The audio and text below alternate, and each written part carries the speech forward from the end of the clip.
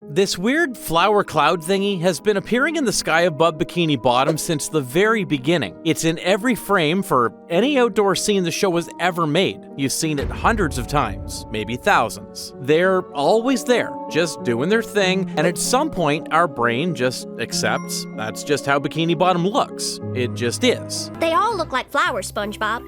All the time. They sure do. Which, honestly, is kind of the point. That being said, if you actually tried to figure out what these things are, you'll know that you've been missing an important detail big time. Because what seemed like a simple background decoration has been trying to tell you something the whole time. So, needless to say, I'm not the first one asking questions about these flowers. People have tried to figure this out over the years, and the most popular answer is that they're boat propellers, which, on paper, it actually makes a lot of sense. The shape is right. Most propellers have 3 to 5 blades, and if you look at the flowers, they always follow the same pattern. The distortion makes sense too, because light bends through water, so a propeller viewed from directly below would absolutely end up looking warped and colorful. And honestly, it fits the show's own world design, because if you look around Bikini Bottom, everything in this city is basically surface world junk that just sank to the bottom. SpongeBob lives in a pineapple, Squidward lives on Easter Island, Moai, the Krusty Krab is a lobster trap, and Patrick lives under a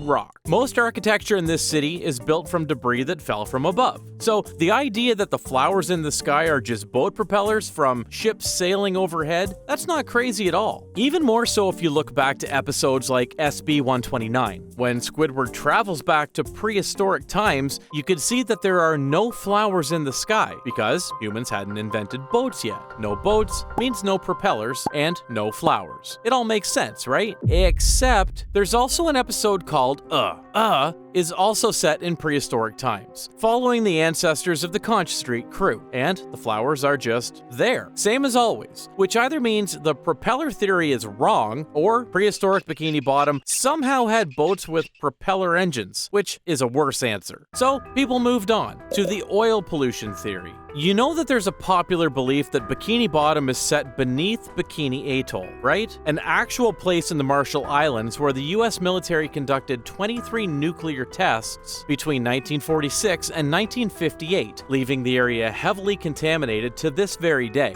And oil from the fleet of ships used in those tests could have settled into the water, drifting in the current, catching the light, and you could see how that becomes something that looks almost decorative from below. And honestly, there's something unsettling about that image if you think about it. This cheerful, colorful sky that every character in Bikini Bottom has always just accepted as normal is actually something toxic, something left behind by an event that none of them even know happened. But then you remember that oil is a liquid, and the flowers are not. They're solid enough for Squidward to grab one and open it like a door, or even one falling down from the sky after taking some hits. And that's not how any liquid behaves. So I think this theory breaks too. Now here's something that almost nobody brings up in any of these theories, and I think it's worth mentioning before we go any further. In Hillenburg's original 1996 pitch Bible, he drew out the first map of Bikini Bottom, and on that map, sitting on the seafloor behind the city, was a giant flower-shaped arch structure, same exact shape as the clouds above. In the show itself, we could see it in some of the episodes, like Pizza Delivery and Nature Pants. Now, most people who notice it assume it's just some more surface debris, like everything else in Bikini Bottom. Another piece of junk that sank from above and became part of the scenery. And maybe that's all it is, but I just can't help thinking that's not all of it.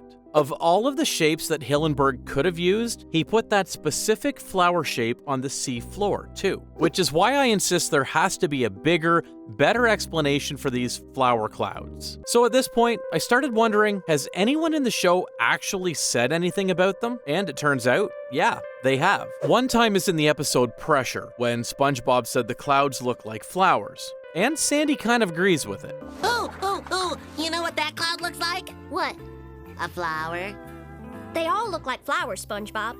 All the time. And then in the episode Chimps Ahoy, Sandy mentioned about the clouds again in her song, referring to them as the flowers up above. Now, I don't want to just take their word for it. I mean, it could be just one of their goofy conversations, right? They don't always know what they're talking about. But This is Sandy. If there's anyone who could explain what's in the sky in this show, it's her. Especially considering she comes from Texas, which is the surface world. She would know what our normal white clouds look like, and yet she disagreed with SpongeBob calling them clouds. Heck, we don't even need to go that far to see it. In the episode Pressure, they managed to make it to the surface, and wouldn't you know it, there's the normal white clouds. But I guess none of them have the time to question it since they're busy fighting the seagull the whole time that they're there. You can see these normal clouds every time they go to the surface. In the 2004 movie, in SpongeBob Big Birthday Blowout, and even in the movie SpongeBob Out of the Water. You can also see they're at the level of the flower cloud just before jumping to the surface there, which means whatever these things are, they exist specifically underwater and not at the surface, which also means they're not a reflection of something up there. There's something just below the water level. Okay, so what are they? Now, to be fair, the show's own crew did give us an answer. A background designer, Kenny Pittenger, confirmed that the flowers function like clouds and that they're designed to evoke the look of a flower print Hawaiian shirt, keeping everything nautical, keeping everything summery, and honestly, it is. For the artists painting backgrounds every episode, that is what they are, a visual motif. But then, like we talked about before, these flowers aren't just a color in the distance.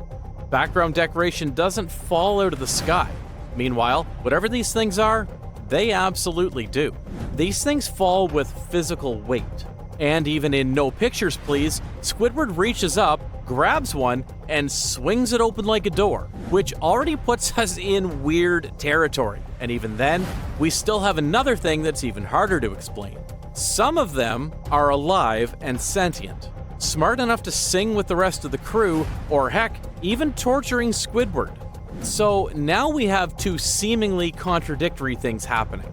Some flower clouds are rock solid and immovable, and others are alive. How could the same thing behave in two completely opposite ways? Well, I got some good news for you. Because in the real ocean, it doesn't have to be contradictory at all. There's a real organism called a bryozoan, a colonial animal made up of thousands of tiny creatures working together as one. Young bryozoa colonies are soft, mobile, and responsive to their environment. They would often form colonies and drift in the water column. But as they age, they calcify, basically build a hard shell around themselves, so heavy and rigid that they just sit there. Over time, the same living organism that was once soft and floating becomes something that looks almost like coral architecture. If you didn't know what you were looking at, you'd never guess it was the same thing. Sound familiar? Now, it doesn't have to be specifically bryozoans. I'm not a marine biologist, that was just an example. But I'm confident the sea is packed with lots of stuff that's as crazy as this, if not more so.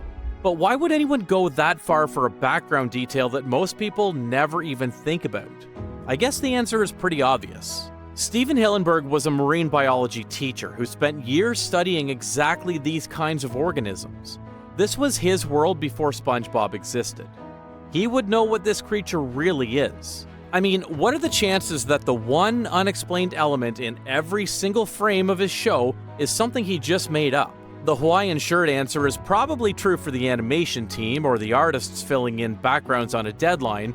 They're just clouds shaped like flowers. But for the person who designed the world of SpongeBob, maybe they were never decoration at all. They were bikini bottom sky, made by someone who actually understood what was up there. Or maybe it means something that a marine biologist who spent his career thinking about what humans have done to the ocean then built a world where the most beautiful part of the sky only exists underwater.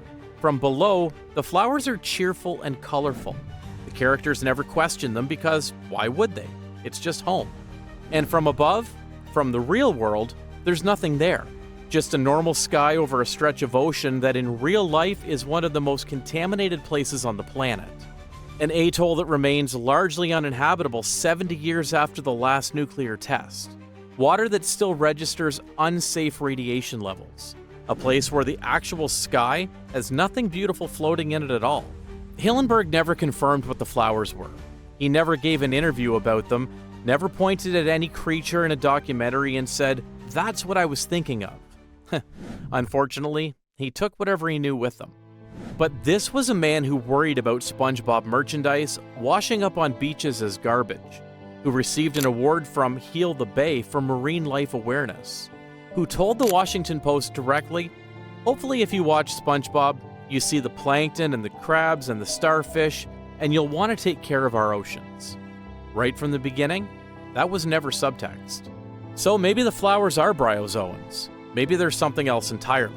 Something that doesn't even have a name yet, living in the water column of a fictional ocean built by someone who understood real ones better than most.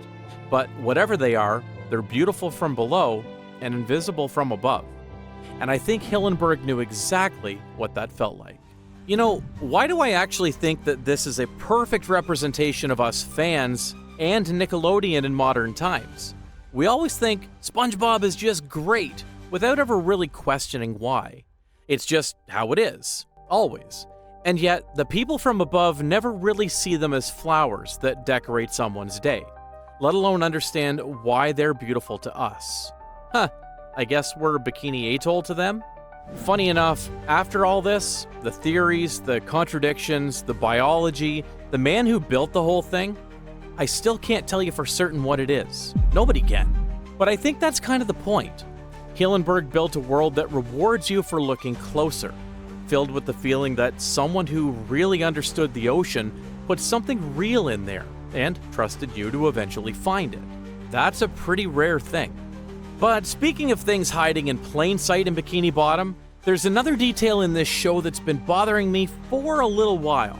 And this one is a lot more personal than a sky full of colonial organisms. Because we all grew up thinking SpongeBob and Patrick are best friends, right? Like that's the whole thing. But if you actually go back and watch how Patrick treats SpongeBob across the show, like really watch it, the picture gets a lot more complicated. And a lot more familiar than you'd probably like.